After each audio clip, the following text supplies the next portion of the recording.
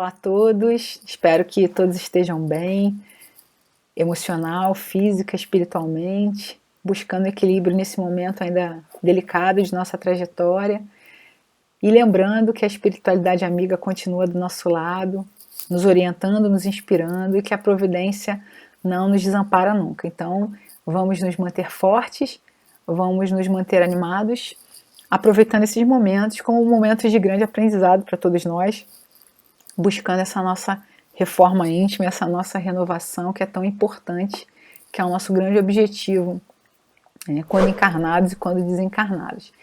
E nós hoje, aproveitando a oportunidade desse nosso entendimento, dessa nossa comunicação online, dessa nossa comunicação virtual, a gente vai conversar sobre comunicações apócrifas, mensagens apócrifas. E para a gente começar a falar sobre isso, a gente vai depois detalhar um pouquinho mais, falar o que são as mensagens apócrifas. A gente vai começar com uma frase de Kardec, que está presente no Livro dos Médiuns, no capítulo 31. O capítulo 31 do Livro dos Médiuns vai tratar das dissertações espíritas e Kardec vai, obviamente, orientado, coordenado pelos espíritos que trabalhavam na codificação. Ele vai fazer algumas considerações a respeito desse intercâmbio, dessa relação com o plano espiritual, e ele vai, ao final do capítulo, falar das comunicações apócrifas. E no finalzinho do capítulo, ele vai escrever uma nota que termina assim: de fato, a facilidade com que algumas pessoas aceitam tudo o que vem do mundo invisível sob o palio de um grande nome é que anima os espíritos embusteiros. A lhes frustrar os embustes é que todos devem consagrar a máxima atenção. Essa frase, particularmente, acho muito interessante, porque nela Kardec chama a nossa atenção para a responsabilidade do nosso posicionamento diante dos fatos. Aqui ele está falando, obviamente, especificamente das questões mediúnicas desse intercâmbio, de como aceitamos ou não aceitamos as mensagens que vêm do mundo invisível. Mas esse posicionamento crítico ele vai valer para várias análises que a gente faz ao longo de nossa existência. Kardec diz que a nossa credulidade, a credulidade de muitos de nós, a credulidade excessiva em relação ao que vem do plano espiritual, do mundo invisível, é que dá forças, é que dá respaldo para que muitos espíritos se aproveitem dessa credulidade e acabem nos enviando mensagens falsas, mensagens equivocadas, mensagens com o objetivo de manipulação. Então, Kardec chama a nossa atenção para que estejamos com os olhos bem abertos para a análise dessas informações que chegam até nós, frustrando dessa forma aqueles espíritos que tentarem nos enganar. E antes da gente falar um pouquinho mais sobre isso, vamos definir o que são mensagens apócrifas. Mensagens apócrifas são as mensagens falsas, são as mensagens com a autenticidade questionável. São mensagens, são comunicações que não podem ser atribuídas àqueles autores que assumem a sua produção. Então, a gente às vezes se depara como se fosse uma falsificação de uma obra de arte. A gente tem muitas vezes isso, a gente vê muitas vezes na mídia, enfim, essas informações de obras falsas. Então, você tem um quadro assinado por Van Gogh que não é do Van Gogh. Você tem um quadro de Cavalcante que não foi o de Cavalcante que pintou. Você tem uma música escrita por fulano, um texto escrito por Luiz Fernando Veríssimo, que não é da autoria do Luiz Fernando Veríssimo. Então, a gente, dentro do mundo dos desencarnados, dessa relação com o plano espiritual, a gente também vai ter essa problemática. Por quê? Porque nós não somos muito diferentes daqueles espíritos que se comunicam com a gente. E se a gente vive numa sociedade que materialmente, que no nível de encarnados, faz esse tipo de coisa, também podemos esperar que esses espíritos desencarnados também mantenham algumas dessas características, que nem sempre são características muito felizes nossas, das quais nós nos orgulhamos, mas que eles mantenham essas características.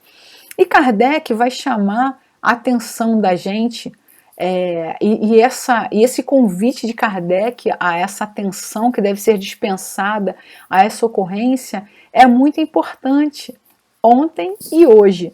Né? Se a gente for pensar no contexto em que o Espiritismo surgiu, Kardec, né, se depara com um conjunto de informações que ele percebe que esse conjunto de informações vai revolucionar o mundo. Né? São ideias para a época, dentro daquela comunidade onde ele vivia, né? A gente está falando aí, gente, basicamente das experiências, né, dentro da Europa e das Américas, porque o nosso conhecimento, né, a maioria de nós aqui, tem uma informação bastante limitada, bastante restrita, a meu ver, com relação ao Oriente, né, com relação ao Oriente que eu digo Japão, né, a questão até do Oriente Médio, né, enfim, a gente sabe um pouquinho de algumas histórias, né, daquela região, mas da Oceania, a gente tem uma limitação dessas informações. Então, embora o mundo sempre tenha sido fervilhante de acontecimentos, a gente, por razões históricas, econômicas, enfim, que a gente não vai entrar na discussão aqui, a gente sempre teve mais informações de determinadas partes do mundo, notadamente da Europa. Né? E aí a gente está falando também de um espaço, de um local, né, de uma latitude, digamos assim, onde o espiritismo surge, ok? Então Kardec chega ao espiritismo, né? Quer dizer, chega ao espiritismo não, chega ao fenômeno de comunicação entre dois planos, graças ao seu espírito pesquisador, à sua curiosidade científica, à sua seriedade, né? A gente, quem já teve a oportunidade de ler um pouquinho, né, da história de Kardec, sabe que ele foi levado, né, ele como estudioso, como um cientista, como um professor, enfim, como um intelectual da sua época, ele foi levado ao espiritismo a partir de um convite, de um comentário, de uma conversa com o seu companheiro Fortier, né, que, claro que estavam cientes do fenômeno das mesas girantes, mas é Fortier, né, segundo relatos, que comenta com Kardec, que em uma conversa com Kardec, informa que além das mesas se movimentarem, elas passaram a responder, através de códigos, responder perguntas. Então é nesse momento que Kardec se interessa e fala, opa, as mesas se movimentarem eu consigo entender. Existem fenômenos físicos que podem, né, a física justificaria, né, muitos desses fenômenos, desses movimentos, mas quando uma mesa começa a responder perguntas, já há um indício de algum elemento inteligente, e isso me interessa. E aí ele vai estudar e busca e se depara com aquela grande novidade para estudiosos, para pesquisadores daquele local, diante do grande conjunto de informações que ele recebe, que eram informações que, como ele mesmo relata, iriam revolucionar o mundo, né? E, enfim, iam revolucionar as ideias. E aí, dentro desse contexto, Kardec vai estudando, vai pesquisando, claro, já assumindo aí um papel importantíssimo dentro da análise, da compilação de todas essas informações, e ele ali orientado pela espiritualidade amiga vai se tornar o responsável pelo trabalho de codificação. Então a gente sempre lembra que não foi Kardec que inventou o espiritismo. Kardec vai trabalhar no plano material, vai trabalhar muito, né?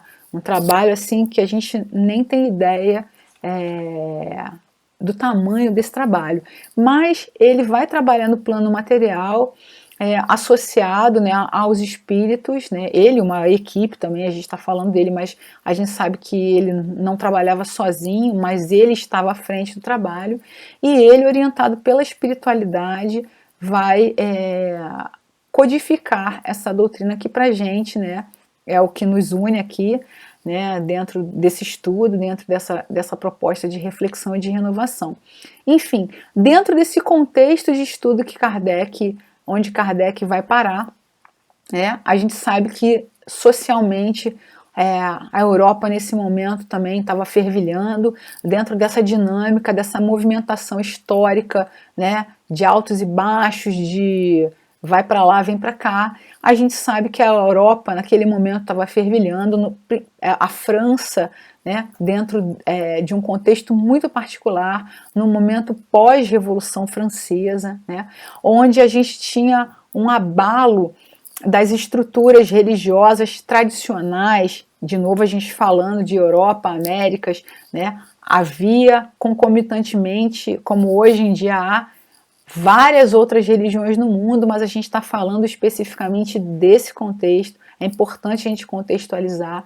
E as informações que os espíritos traziam eram informações bastante inusitadas dentro daquela ordem social que estava estabelecida ali. A própria Revolução Francesa, né, junto com outros movimentos sociais, vem abalar essas estruturas, vem fazer uma modificação, enfim, dentro dessas estruturas dominantes. A igreja, né, enfim, vai perder, vai ser questionada, né? Tanto o catolicismo quanto o protestantismo vão ser questionados em sua força. A razão e a ciência vão se sobrepondo. A gente não vai entrar numa análise histórica muito profunda, né? A gente nem tem formação para isso, mas dentro do que a gente percebe, visualiza e tenta entender desse contexto, é um momento propício para novas ideias, e é nesse momento em que o espiritismo surge.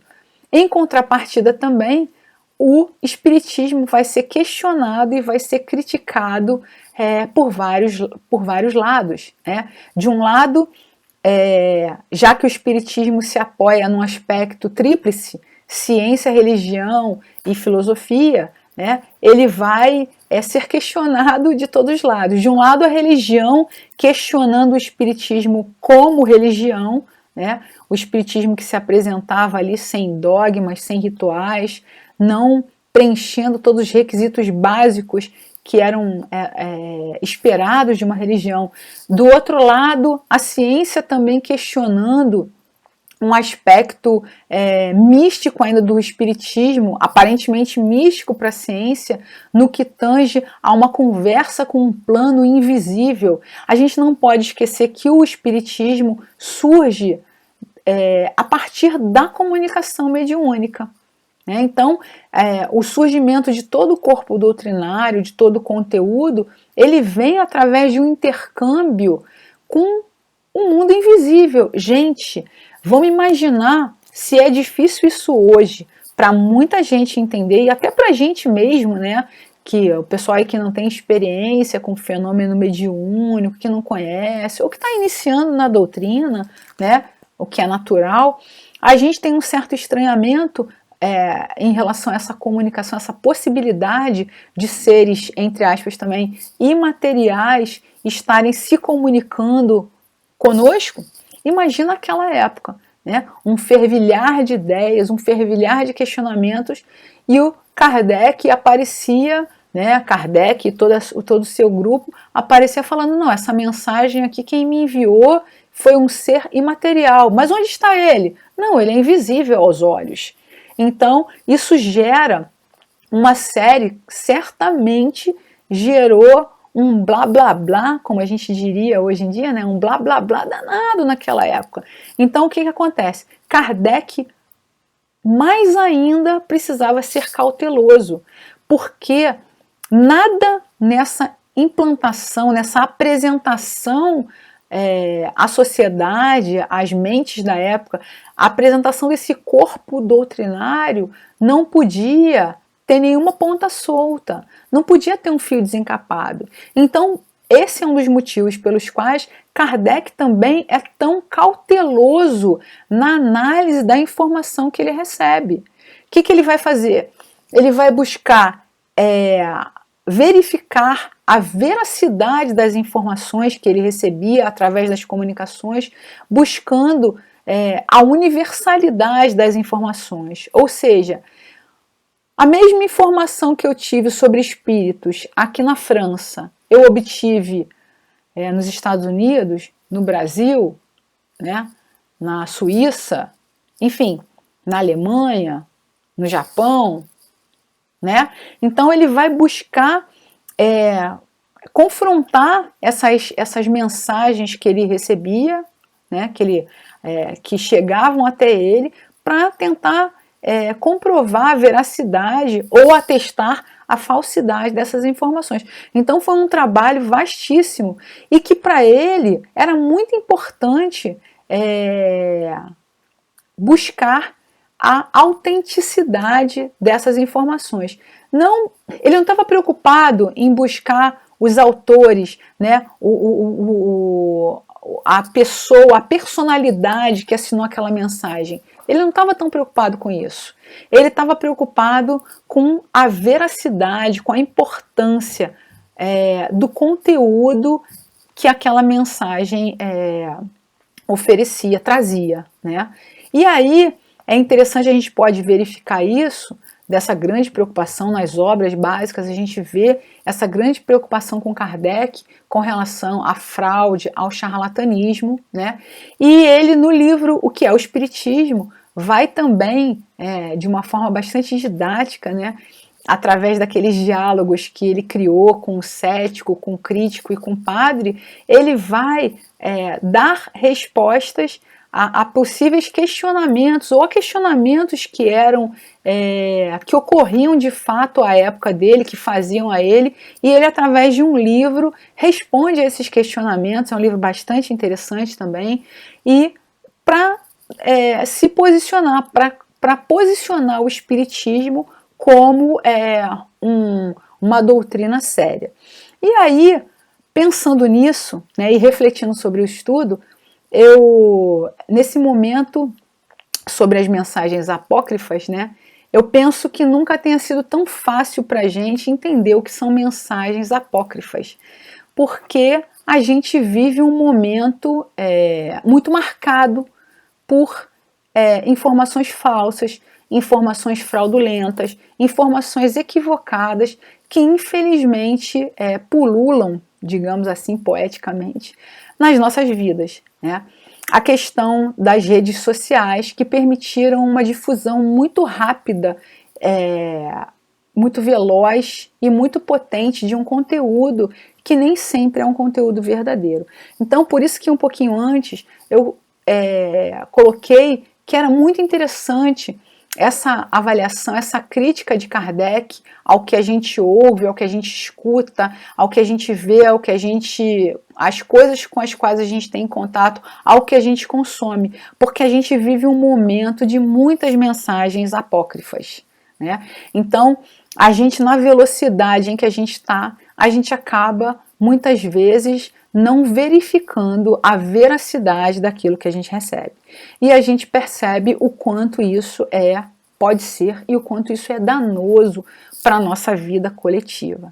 Às vezes pode parecer uma fala um pouco dura, mas a gente tem que estar muito atento a isso, porque a gente recebe um volume enorme de informações. Esse volume de informações, e dependendo das informações, essas informações vão nos afetar de maneiras diferentes, tá? Informações falsas sempre chegaram até nós, né? Através de vários meios, através do nosso vizinho, das nossas conversas, através das fofocas que a gente ouve por aí, né? Das calúnias, né? O mundo está cheio de gente fazendo isso. Tá muito cheio de gente boa também, né, gente? A maioria, né, assim, a gente já percebe a galera aí mais bem intencionada, com uma vibe melhor, né, tentando se esforçar para melhorar, mas ainda tem gente muito equivocada, muito desalinhada com as leis divinas. Então, a gente sempre teve isso na nossa vida social. Só que agora a gente tem uma facilidade de propagação e de divulgação assustadoramente maior.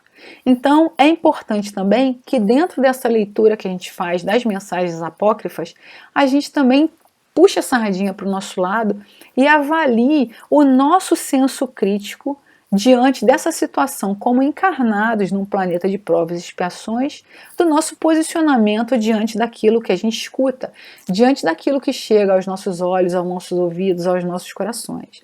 Não só para a gente não se comprometer, não se abalar intimamente e não adoecer de múltiplas maneiras, como também para que nós não perpetuemos, para que nós não compartilhemos mensagens que são falsas, mensagens que são equivocadas e que podem gerar grandes danos a várias pessoas e inclusive a nossa coletividade. Então é um assunto palpitante, é um assunto atual. E Kardec, voltando agora aqui à questão mediúnica, mas que também pode ser aproveitada para a nossa questão da nossa relação como encarnados, entre encarnados, Kardec também, ele não vai falar só que tem as mensagens apócrifas, né, gente? Ele vai também ensinar, os espíritos vão nos orientar também para que a gente possa se precaver, né, desse engodo, desse engano dos espíritos que vêm se comunicar com a gente. Primeira coisa, né, existem mensagens que claramente a gente já vê que são mensagens absurdas, né? A gente lê algumas informações, algumas mensagens, até aqui no plano encarnado mesmo, né, que a gente fala, não, isso é uma mentira, isso é absurdo, isso não pode ser. Essas mensagens são mais fáceis da gente detectar, né, como mentiras, como fraudes. Só que existem outras mensagens que são mais sutis. Às vezes, espíritos mais inteligentes, mais articulados, espíritos que vão tocar na nossa vaidade, né? Vão mandar mensagens disfarçadas. E dentro dessas mensagens existem muitas vezes conteúdos que são nocivos. Algumas mensagens são apenas fúteis, são apenas enrolação, digamos assim. Então a gente tem que estar atento para essa multiplicidade de possibilidades que vão chegar até nós através dessas mensagens. Primeira coisa, como é que a gente vai detectar, né, uma mensagem apócrifa, né? Se a gente vem uma mensagem assinada por um espírito tal, que eu considero um espírito de um nível evolutivo bacana, né? Primeira coisa que eu vou fazer, eu vou ler a mensagem e vou ver se aquela mensagem tem realmente a ver, né, com aquele espírito.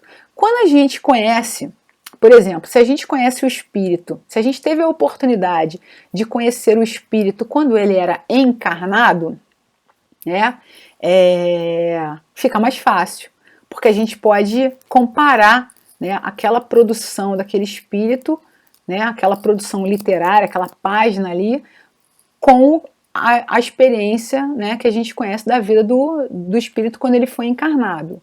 Caso contrário, fica mais difícil, né? E aí eu lembrei de uma história que a gente escutou, que eu escutei, eu acho que na época não tinha WhatsApp ainda, eram e-mails, que eu recebi de alguém uma mensagem que era assim, dieta de Chico Xavier. Né? Dieta de Chico Xavier. Não era uma dieta espiritual moral, era uma dieta alimentar. Gente, a gente mesmo aqui que não tenha conhecido o Chico pessoalmente, Chico, lindo, maravilhoso, trabalhador, aquele espírito devotado, aquele espírito do jeito que a gente sabe, aquele trabalhador incansável, um trabalhador do bem, né? Vivia trabalhando pelos outros. A gente consegue acreditar que Chico Xavier, desencarnado, vai passar pra gente uma dieta alimentar de emagrecimento? Não, né, gente? Por favor, vamos, né? A gente precisa ter o senso crítico de falar, gente, esse espírito está trabalhando em coisas muito mais sérias. Não é Chico Xavier que vai mandar uma mensagem de emagrecimento para mim. Pelo amor de Deus. Então, vamos ter atenção. Essas mensagens que chegam agora muito retumbantes, aí vem Emmanuel. Calma, gente. Vamos tomar cuidado. Vamos ter atenção. A gente tem toda uma literatura aí de Emmanuel para saber o tipo de linguajar, o tipo de abordagem que ele tem. Então, vamos tomar cuidado. Uma outra questão que para qual Kardec chama atenção é justamente essa questão do linguajar. Se a gente sabe, né, a gente vai reconhecer um espírito muitas vezes pelo linguajar dele, e não é o linguajar assim por ser um linguajar pomposo, por ser um linguajar difícil que ninguém consegue entender, não é nada disso não. A gente está falando de um linguajar com conteúdo, com sensibilidade, com humanidade. E aí Kardec, no capítulo 24, que se intitula da identidade, ele vai falar da identidade dos espíritos, ele vai dizer o seguinte: pode estabelecer-se como regra invariável e sem exceção que a linguagem dos espíritos está sempre em relação com o grau de elevação a que já tenham chegado. Os espíritos realmente superiores não só dizem unicamente coisas boas, como também as dizem em termos isentos de modo absoluto de toda trivialidade. Então o espírito bom, ele fala coisas boas. E ele não fica perdendo tempo com trivialidade. Gente, espírito bom, espírito evoluído, tem muito trabalho a fazer. Ele não vai ficar perdendo tempo com besteira. Ele não vai ficar dando respostinha boba pra gente. Ele não vai ficar a serviço de curiosidades tolas. O espírito que trabalha no bem, quem lê o livro, quem lê os livros, né? Quem estudou um pouquinho de doutrina, quem lê os livros de André Luiz sabe que os espíritos elevados, né, não são puros, não são espíritos já num nível de comprometimento com o serviço no bem, eles não podem perder tempo, eles não têm tempo a perder, então eles não vão ficar de coisinha, de fuxico, de resposta boba, não vão fazer isso, eles têm muito serviço. E eles se usam de uma linguagem o quê? De uma linguagem elevada, de uma linguagem boa, de uma linguagem que vá dar suporte, dar consistência aos nossos aprendizados. E aí Kardec continua. A bondade e a afabilidade são atributos essenciais dos espíritos depurados. Atenção, olha só. Não tem ódio no coração nem aos homens, nem aos outros espíritos. Então, o linguajar desses espíritos mais depurados, mais evoluídos, é um linguajar de amor, gente. É um linguajar de paz, é um linguajar de pluralidade, de amizade, de empatia, de solidariedade. Qualquer discurso diferente desse denota a inferioridade do espírito, denota a ignorância do nosso espírito, daquele espírito. Como também o nosso linguajar de encarnados também denota isso, né? Quando aquela pessoa ela se manifesta, ela fala, né? Uma pessoa encarnada, alguém encarnado, quando ele fala só coisas ruins, palavras ruins, coisas demonstrando sentimentos inferiores, sentimentos nocivos, que tipo de espírito é esse? Né? A gente precisa saber, a gente precisa entender, a gente precisa avaliar. A gente não está aqui para condenar o nosso irmão, mas a gente precisa fazer essa avaliação para também entender aonde a gente vai se situar, de que lado a gente está. Então, gente, Kardec nos orienta que essa questão da linguagem é muito importante. Quais são as palavras utilizadas? Né? Qual é o linguajar desse espírito? Como é que esse espírito se manifesta? Como é que ele se faz presente entre nós? Né? E aí, para a gente finalizar, tem um trecho bastante interessante. Esse assunto é bem rico, né? A gente, claro, sempre sugere que as pessoas vão buscar na fonte, vamos estudar, vamos ler. A interpretação de cada um de vocês é uma interpretação importante, né? É um outro olhar, é um outro ponto de vista, certamente vai gerar outras reflexões mais profundas até do que essas que a gente traz aqui, mas a gente vai terminar com uma frase, com um trechozinho, né, do livro Palavras de Vida Eterna, do nosso querido Emmanuel, em que ele vai trazer a seguinte consideração. Essa página se intitula Alimento Verbal. Para quem quiser depois ler, né, ler um livro todo de Emmanuel, que é muito bom. Falando, né, de alimento verbal, Emmanuel vai dizer o seguinte, no meio do seu texto. Há frases seguras e primorosas, ocultando imagens repelentes, assim como tecidos de ouro e pérolas escondendo o monturo. Examina o campo que te fornece alimento verbal. Seja na escrita de mãos hábeis ou na fala de pessoas distintas, assinala o que recolhes. A inspiração do alto nasce na fonte dos sentimentos puros.